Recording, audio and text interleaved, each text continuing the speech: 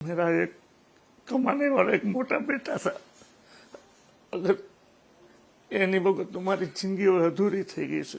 हमें ऐसा ही लगता था कि शूटिंग के काम ने वो बाहर गए, 3-4 महीना हो गया, 5 महीना है। बाकी अभी ऐसे दिल में नहीं लग रहा कि वो एक्सीडेंट में गुजर गए। जो भी प्रॉब्लम होती है उसको हम बात शेयर करते, लेकिन अभी याद बन के सिर्फ रह गई है।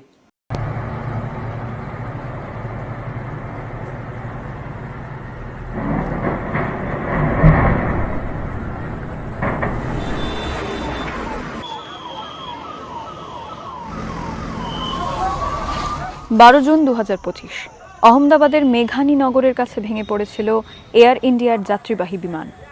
সর্দার বল্লভভাই পটেল বিমানবন্দর থেকে উড়ানের কয়েক মুহূর্ত পরই ঘটে দুর্ঘটনা। একজন বাদে প্রাণ হারিয়েছিলেন সব যাত্রী। বছর ঘুরল, দুঃস্বপ্নের মতো সেই দুর্ঘটনার ক্ষত রোজ ফিরে ফিরে আসে মৃতদের আত্মীয়দের স্মৃতিতে। मेरी वाइफ की बॉडी 9 दिन के बाद मिली थी हमको। 8 या 9 दिन हुए थे। तो उस टाइम पे तो हमने सिविल के अंदर सुबह के से लेके शाम तक वही इंक्वायरी करते रहो, क्या हुआ क्या हुआ क्या हुआ, बस वही चल रहा था उस टाइम पे। तो पूरा इंसिडेंट दिमाग में बार बार घूमता रहता है। जो हमने उनके साथ टाइम स्पेंड किया, जितनी बात हुई, जो हुआ, वो आज हर रोज दिमाग में आ रहा है। मतलब वो भूल नहीं पाता मैं। যাত্রী ছাড়াও বিমান ভেঙে পড়ার দরুন প্রাণ হারিয়েছিলেন আরও 19 জন। তাদের মধ্যেই ছিলেন তরুণ চিত্র পরিচালক মহেশ জিরাওয়ালা। लेकिन मुझे तो शाम तक घर पे नहीं आया तो मैं ढूंढने लगा, लेकिन 7 दिवस ढूंढा, लेकिन हमारे 500 मीटर लोकेशन आता था प्लेन क्रैश के पास, इसीलिए हम ढूंढते थे, लेकिन कुछ पता नहीं। और सिविल से फोन आया कि तुम्हारा डीएनए है, लेकिन हम कैसे ले जाए, मेरा बेटा तो वहां था नहीं। और बोला कि ले जाओ। तो जिस दिन हमें गया तो हमें उसका प्रूफ मांगा, तो प्रूफ में हमें एक्टिवा का सेशन नंबर दिया है उसने, इसीलिए हमको मानना पड़ेगा। কত বড় দুর্ঘটনা যে ঘটে গিয়েছে তা প্রথমে ভেবেই উঠতে পারেননি স্থানীয়রা। দম ফেলার ফুরসত ছিল না পুলিশ, অ্যাম্বুলেন্স চালক, দমকলের কর্মী এবং স্থানীয় হাসপাতালের চিকিৎসকদের।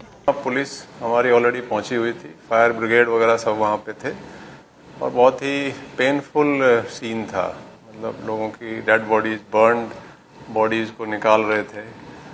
With in half an hour हमने काफ़ी मोर देन 500 पुलिसमैन मोबिलाइज किए, जो फायर ब्रिगेड और एम्बुलेंसेज के लिए ग्रीन कॉरिडोर्स एस्टेब्लिश किए। खाना खाने जैसे बैठे इतने में धमाका जोर से सुनाई दिया।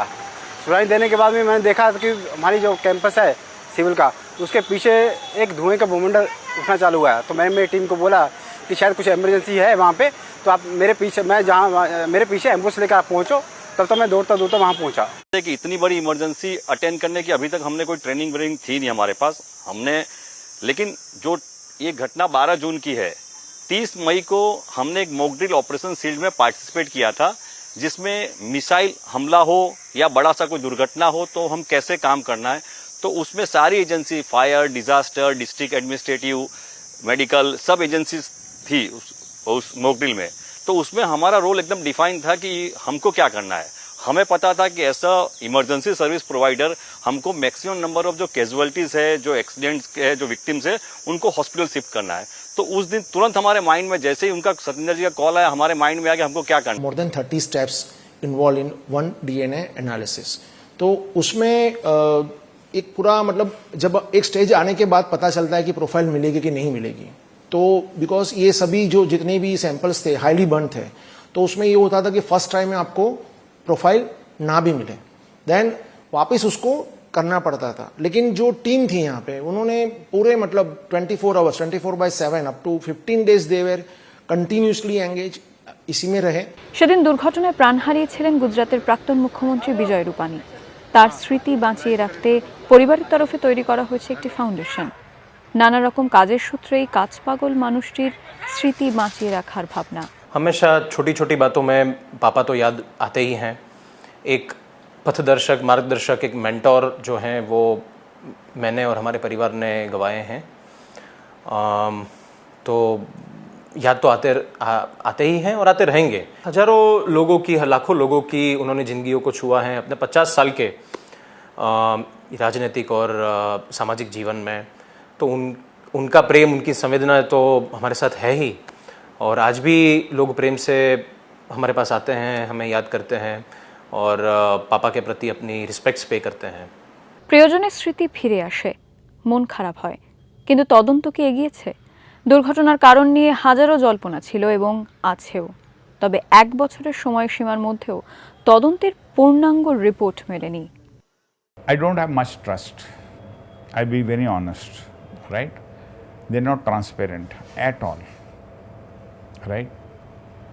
And when we as a pilot body, we are giving you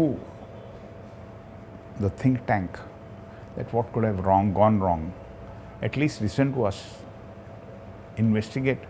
তদন্তের প্রাথমিক রিপোর্ট বেরিয়ে গিয়েছিল গত বছরের জুলাই মাসে, যদিও তাতে দুর্ঘটনার কারণ স্পষ্ট হয়নি।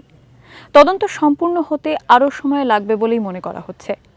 এর মধ্যে কোন ইঙ্গিত দিচ্ছেন বিমান চালকেরা? In which we have been constantly saying there are serious electrical problems in this aircraft, right from the time this aircraft was manufactured. Especially this aircraft, which was manufactured around 2013, it's in the initial lot, right, has been having a lot of electrical problems, which are documented. যান্ত্রিক ত্রুটি নাকি অন্য কিছু? উত্তর অধরা। হারানো প্রিয়জন আর ফিরবেন না, তবে কি কারণে কাছের মানুষদের হারাতে হলো তা কি আদৌ জানা যাবে?